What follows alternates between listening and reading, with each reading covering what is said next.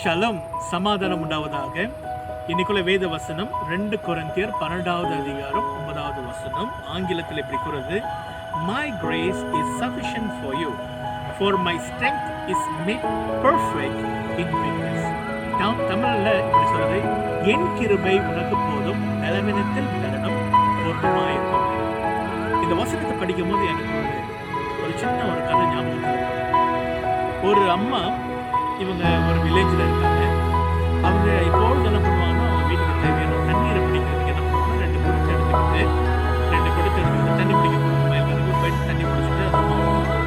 அப்போ ஒவ்வொரு நாளும் அவங்க என்ன பண்ணுவாங்க, அந்த தண்ணி பிடிச்சிட்டு வரும்போது குடத்தில் ஊற்றும் போது ஒரு குடத்தில் வந்து எப்போதும் தண்ணி வந்து நிரம்பியிருக்கும், இன்னொரு குடத்தில் தண்ணி வந்து குறைஞ்சிருக்கும்.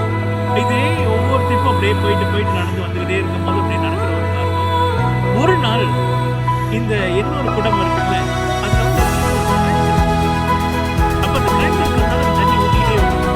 இப்ப இந்த பாத்திரம் சொல்லுறாங்க அம்மாவிட்ட, அம்மா நீங்க பாருங்க, இந்த ஒரு குடமானது உங்களுக்கு நிறைய தண்ணி எடுத்து வரும். போயிட்டு வரீங்க, அந்த குடமானது நிறைய தண்ணி முழுமையா எடுத்து வரும்.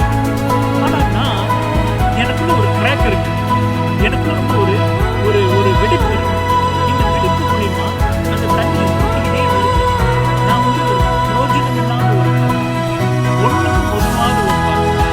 என்னைய நீங்க தூக்கி வீசிருங்க, இல்லை உடச்சி போட்டுருங்க, நான் பயனுள்ளவனா இல்லை. உங்களுடைய ஆதியில் போயிட்டு வர்றதுக்கு இவ்வளோ ஸ்பெண்ட் பண்ணிக்கலாம் அப்படின்னு சொல்லிட்டு அந்த பாத்திரம் சொன்னாங்க. அதுக்கு அந்த அம்மா சொன்னாங்க, நீ வந்த பாதியை திரும்பி பாரு.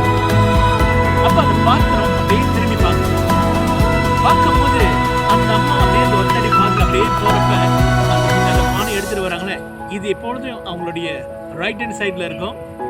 இந்த உடைந்த இந்த கிராக் ஒன்று பானை, இந்த ரைட் ஹேண்ட் சைட்ல இருக்கிறது பூர்ணமான ஒரு பானை. அப்ப அந்த லெஃப்ட் ஹேண்ட் சைட்ல அப்படி திரும்பி பார்க்கும்போது அது வந்த பாதையெல்லாம் அப்படியே பச்சை பசேர்னு பூக்கள் நிறைஞ்சி அப்படி இருந்துச்சு. அப்ப அந்த அம்மா சொன்னாங்கன்னா, நீ வந்த பாதையை நீ பார்த்தியா? நீ உடைக்கப்பட்ட பாத்திரமா இருந்தாலும், நீ ஒரு பூர்ணம் இல்லாத ஒரு பாத்திரமா இருந்தாலும், ஆனா நீ பயனுள்ளவர். அன்பான தேவ ஜனமே, இன்னைக்கு காலையில் நீங்க பார்த்துக்கிறோம், நீங்க நினைக்கலாம், நான் ஒரு பூர்ணமான ஒரு பாத்திரம் இல்லை, நான் எப்படி தேவனுக்காக நான் பயன்படுத்த போறேன், அவர் எப்படி நீ பயன்படுத்துவாரு, எனக்கு இன்னும் பாவங்கள் இருக்கு, நான் இன்னும் சரிப்படுத்த முடியாம இருக்கேன், நான் பயனுள்ளவன் இல்லை என்று நம்ப எண்ணலாம். ஆனா ஆண்டவர் சொல்றாரு, ஒவ்வொரு நாளும் உனக்கு என்னுடைய கிருபையை நான் தருவேன், ஒவ்வொரு நாளும் என்னோட வல்லமை உன் கூட இருக்கு, உன்னோட பலவீனத்தில் என்னுடைய பலன் பூர்ணமாயிருக்கு. மகனே, நீ என்கிட்ட வா. உன்னுடைய உடைக்கப்பட்ட பாத்திரத்தை குறித்து நீ பார்க்காத, உன்னுடைய வல்லமை போதுன்னு சொல்லி நீ பார்க்காத. நான் உன் கூட இருக்கேன், நான் உன் கரம் பிடிக்கிறேன், நான் உன்னை வழி நடத்துறேன். நீ மற்றவர்களுக்கு இந்த உலகத்தில் இருக்கணும், நீ பயனுள்ள பாத்திரமாய் கண்டிப்பாய்